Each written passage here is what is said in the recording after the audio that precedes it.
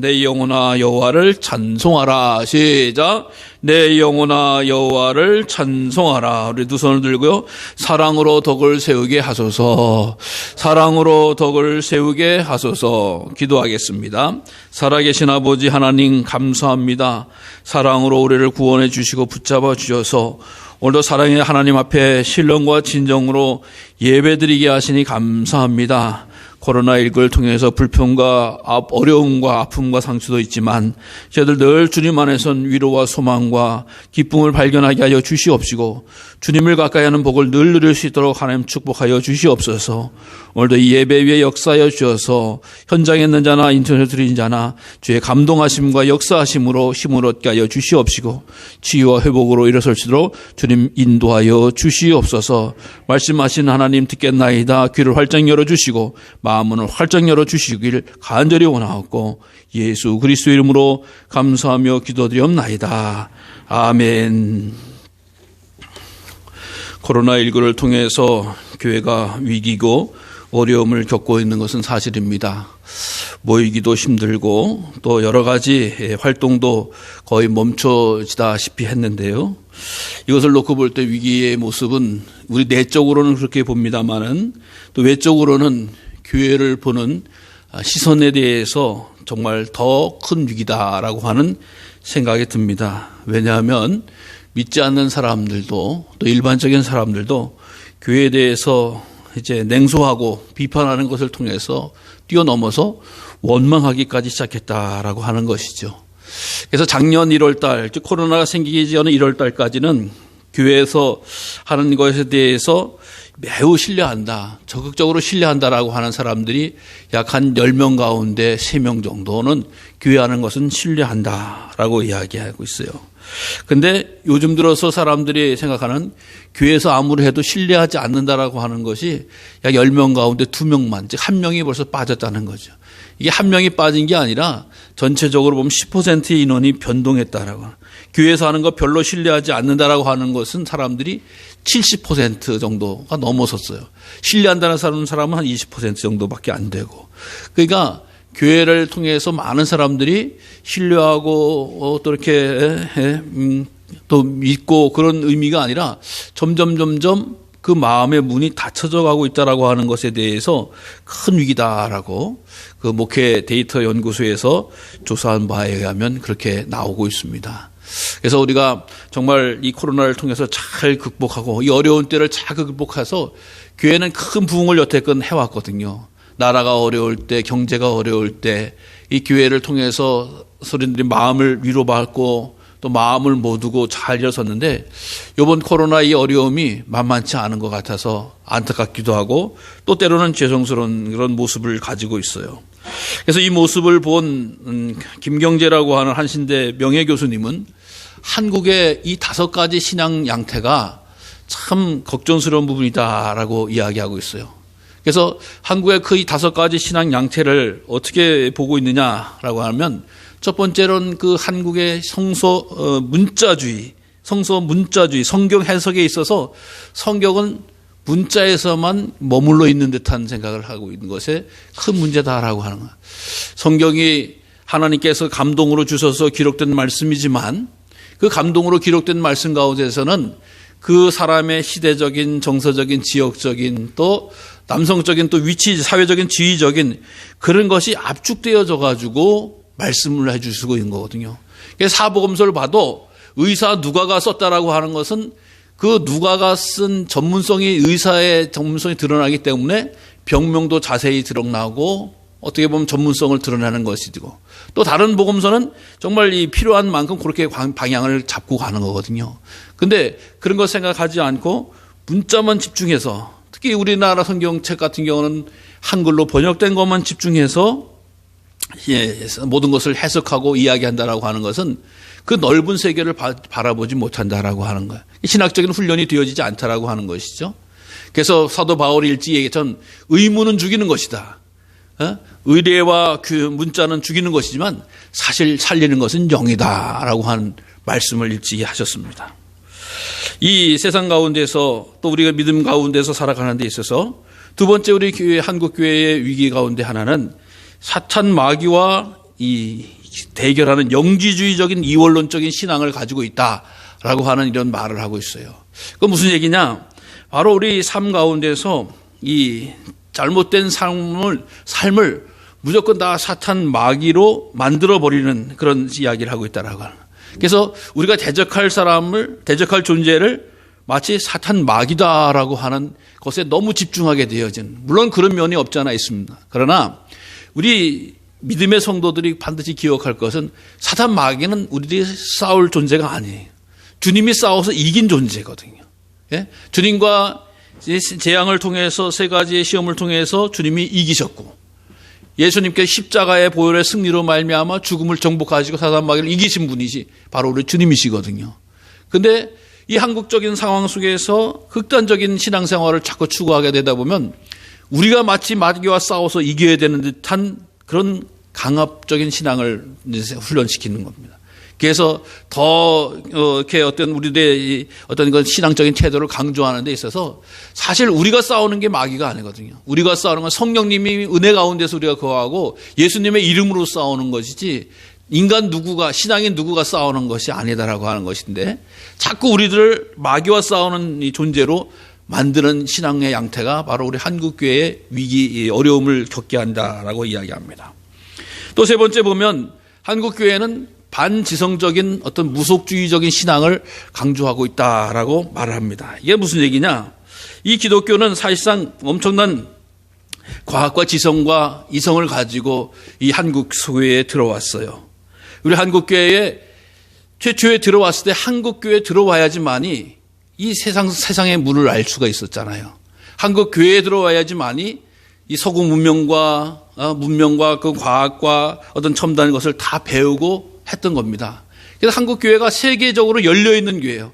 한국에 이 갇혀있던 한국의 조선이라고 하는, 한국이라고 하는 나라에 교회가 들어옴으로 말미암아 교회에 들어와서 세계를 바라보고, 교회를 들어와서 과학적인 신식 학문을 배웠고, 교회를 들어와서 이 치료받은, 수술하는 그런 것을 은혜를 입었어요. 그래서 교회는 열려있는 곳이었어요. 그래서 무엇보다 최첨단 과학과 기술과 문명을 도구로 와서 교회는 우리 한국을 이렇게 섬겼고 한국을 이렇게 일으켜 세웠던 것이 교회거든요. 근데 지금 한국 교회에서는 그런 역할을 감당하지 못한다라고 하는 거예요. 자꾸 이 기복적인 것으로 막혀져 있어서 지금 코로나19를 대항하는 모습도 마찬가지 아니겠어요? 문제가 일으켰던 교회는 뭐예요? 자기네들은 하나님이 지켜주시니까 안 걸린다는 거예요. 근데 기본적인 상식이 뭐예요? 밀접하고 밀폐되고 밀집되어 있으면 안 된다라고 하는 거가. 근데 우리는 하나님이 지켜주신다 이런 식으로 설교 빵빵 했는데 결국은 거기도 코로나가 걸렸단 말이에요. 그럼 그 하나님은 어떻게 된 거예요? 그러니까 이런 식으로 생각을 하면 하나님한테 뭘 한다고 해서 하나님이 지켜주시고 보호해 주신다라고 하는 그런 이 생각은 이 잘못된 생각이라고 하는 것을 말하고 있어요. 애들도 하는 그런 상식을 자꾸 무시하려고 하는 경우가 있다라고 하는 거예요.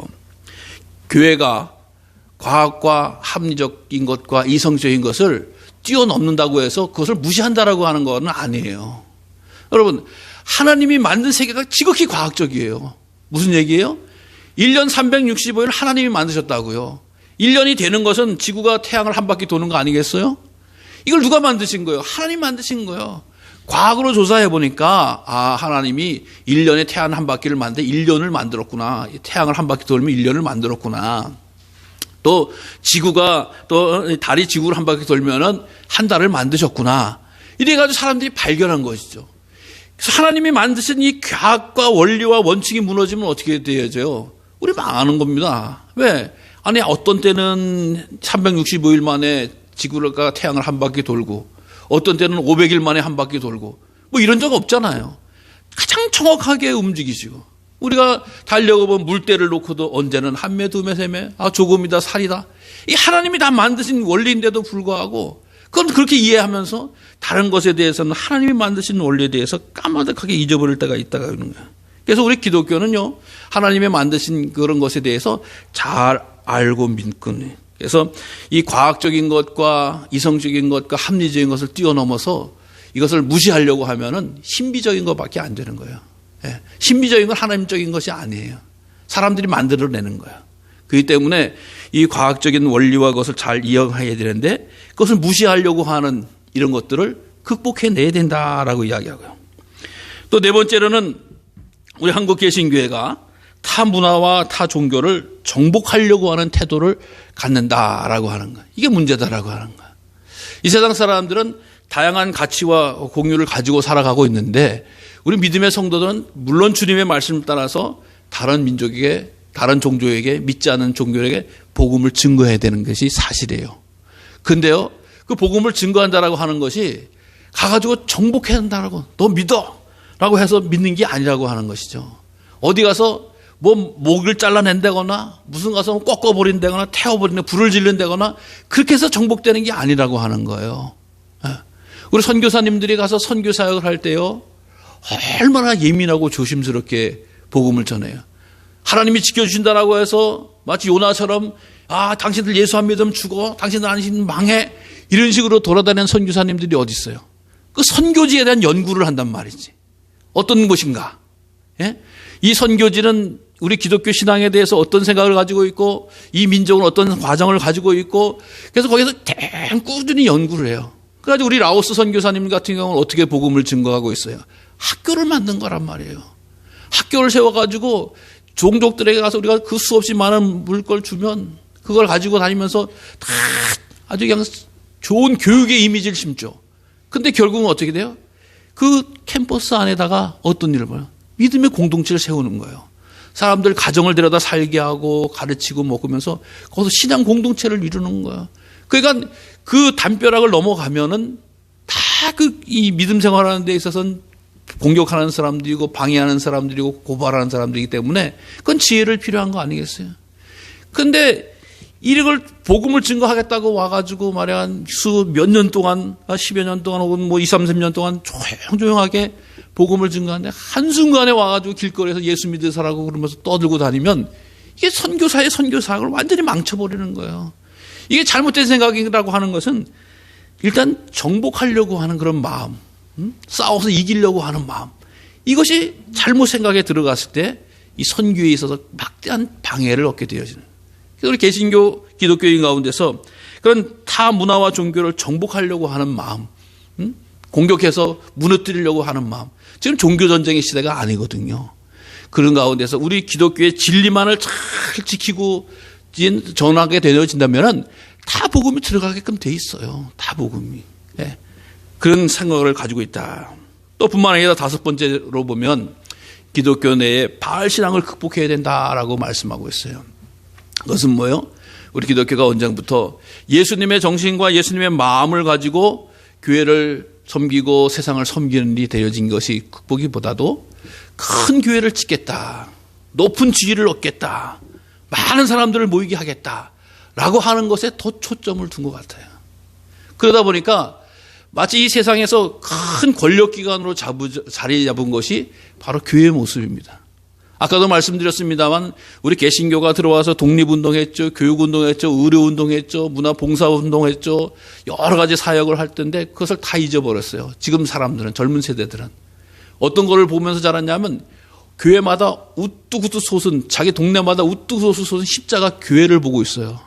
이 교회가 그 성도들의 피와 땀과 눈물에 의해서 건축되어진 그 과정을 보는 게 아니라 그 건물 자체만 보는 거야.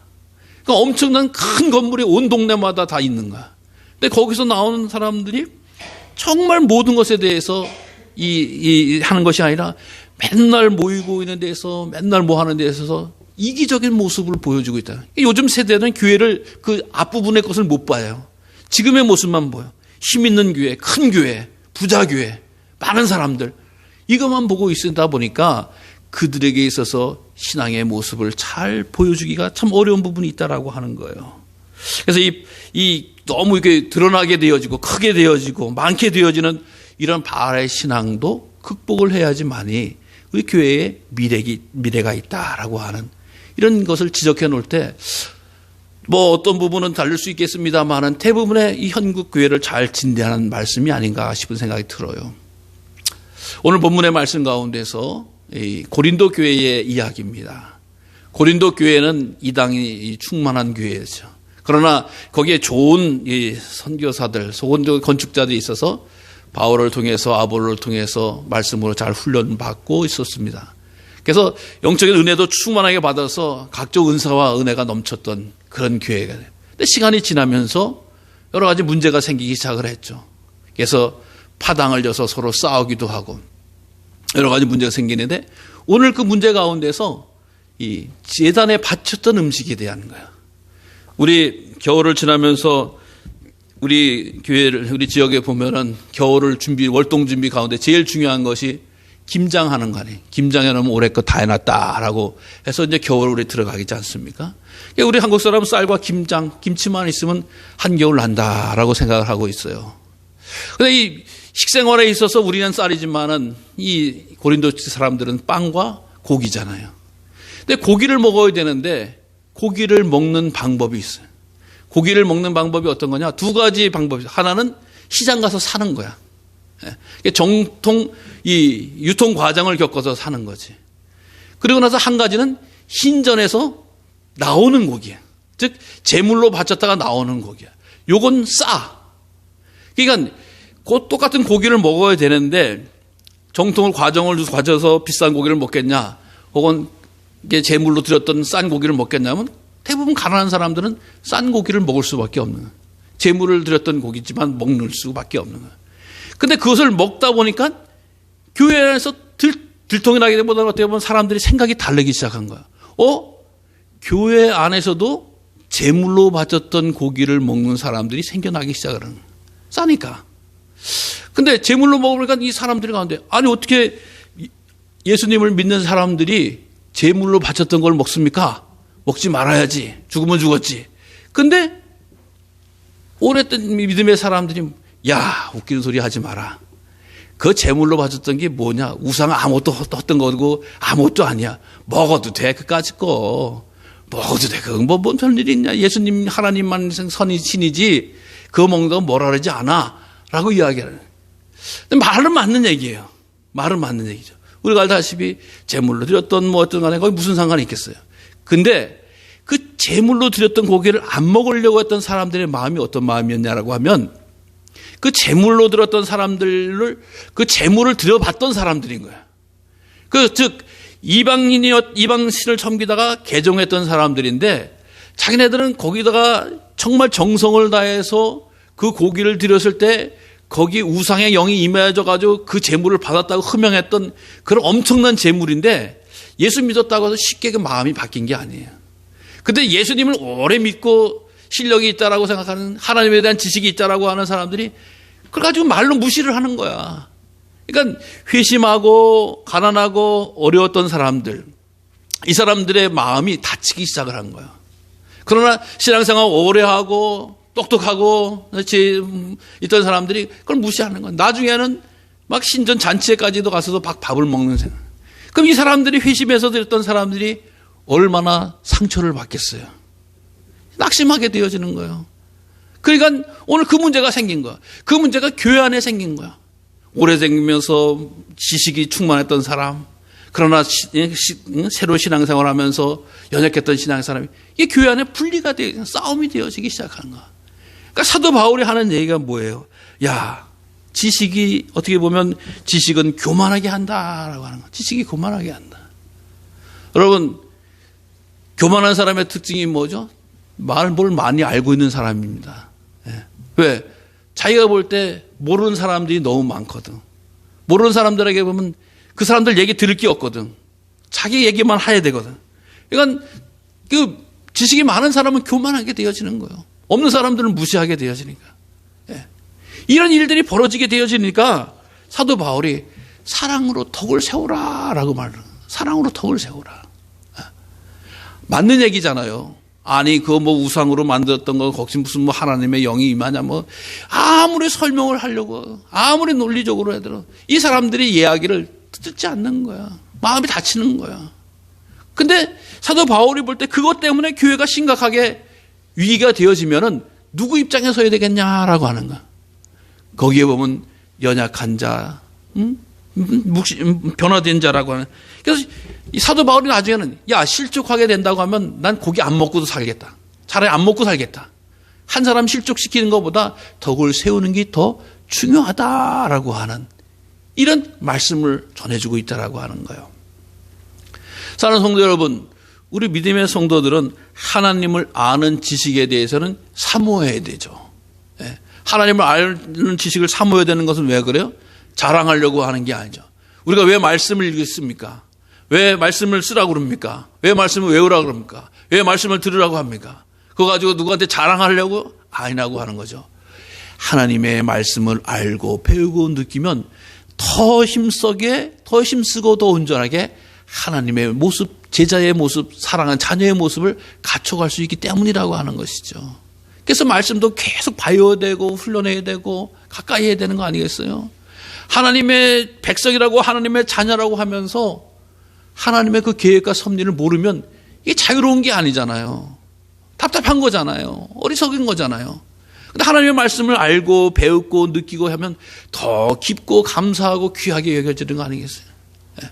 근데 간혹 가다가 그럴 일은 없습니다. 간혹 가다가 성경 말씀을 나는 1년에 수십 번을 읽는다느니 그거 가지고 나는 몰라서 그냥 이야기를 하면서 자꾸 이 자랑을 하는 경우도 없잖아, 있잖아요. 근데 그것이 아니라고 하는 거예요.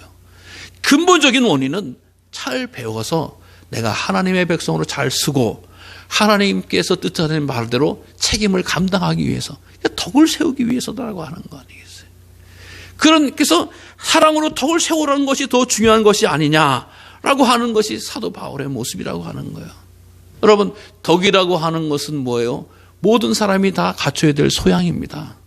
지식은요, 다 모든 사람이 갖출 수가 없어요. 아시다시피 지식은 또 그 환경에 있는 사람, 옛날에 우리가 어렸을 때 내가 공부를 못했다라고 하는 안타까움은 그런 환경이 못됐잖아요. 그렇기 때문에 공부를 못할 수도 있고, 또 행여 하나님께서 우리에게 지식을 다 필요해서 모든 사람이 똑같은 지식을 가져라라고 해서 다 준 게 아니에요. 어떤 분들은 10번 읽으면 하나 건질까 말까 하고, 어떤 분들은 한 번 읽어도 다 10개 건지는 분도 있고, 이거 뭐 어떻게 하란 말이에요. 자기가 그렇게 태어난 거를 하나님께 만드신 거. 그것에 대해서 좌지우지 하는 게 아니에요. 더 중요한 것은 덕을 세우는 일이다라고 하는 거예요.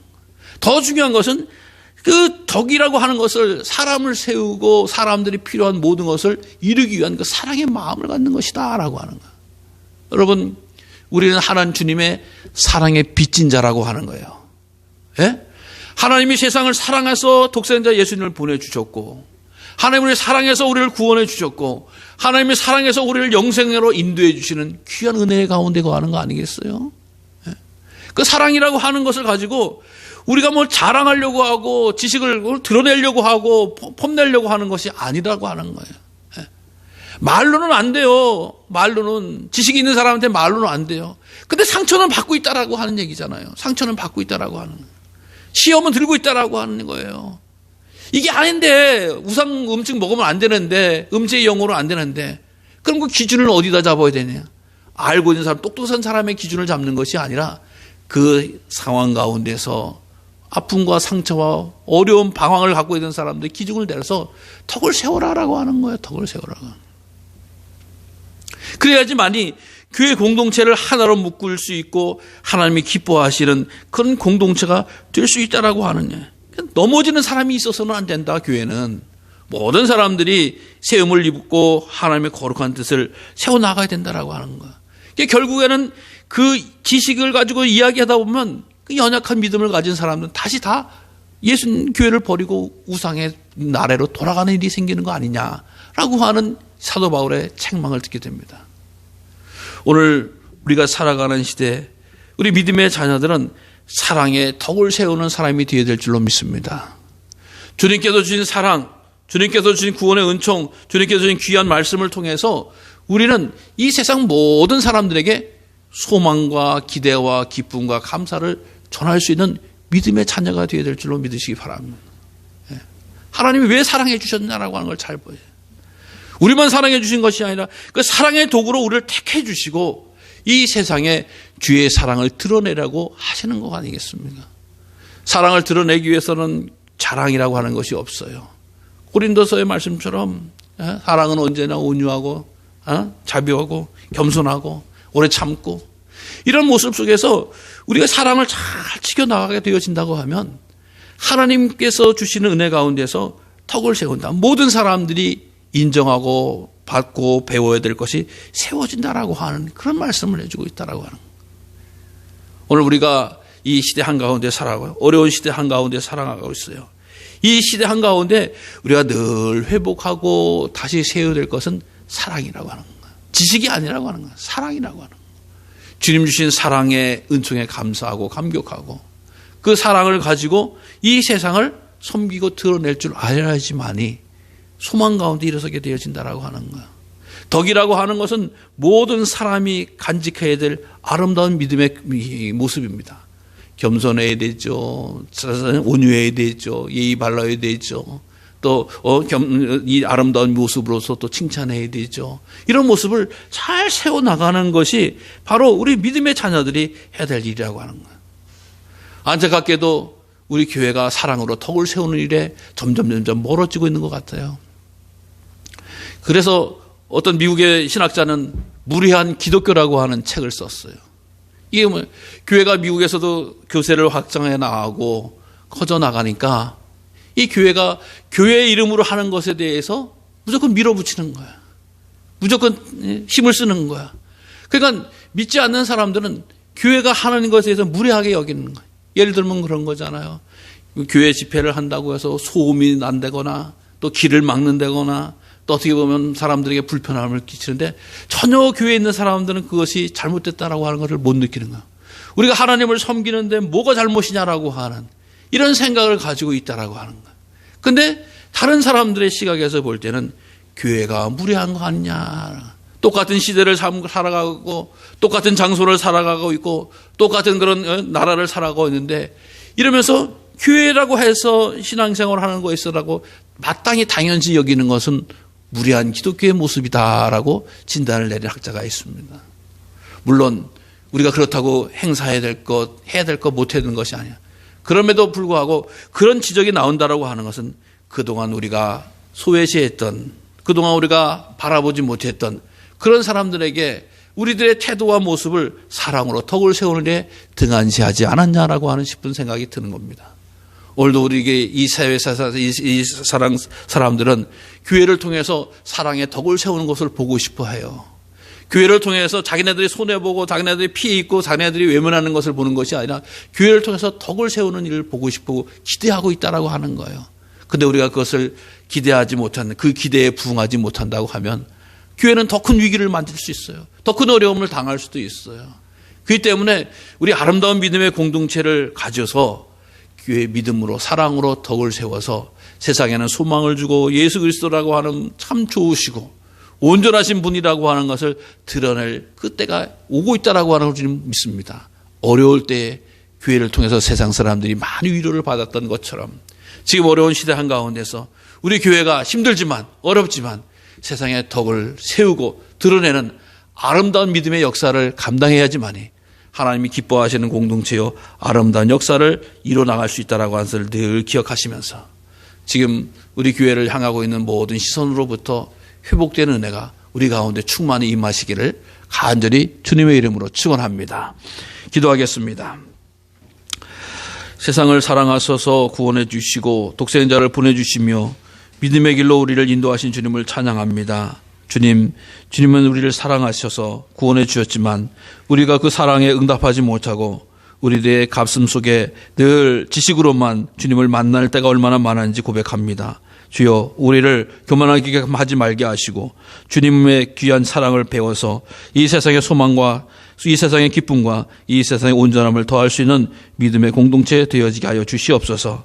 하나님의 사랑이 온전히 세상에 드러날 때에 하나님의 역사하심을 나타날 때에 하나님 영광 받으신 줄로 믿습니다. 때론 우리가 힘들고 어려울지라도 하나님의 영광을 받으시는 거룩한 역사를 감당하고 책임지는 시대를 살 수 있도록 주님 우리에게 믿음을 더하여 주시옵소서.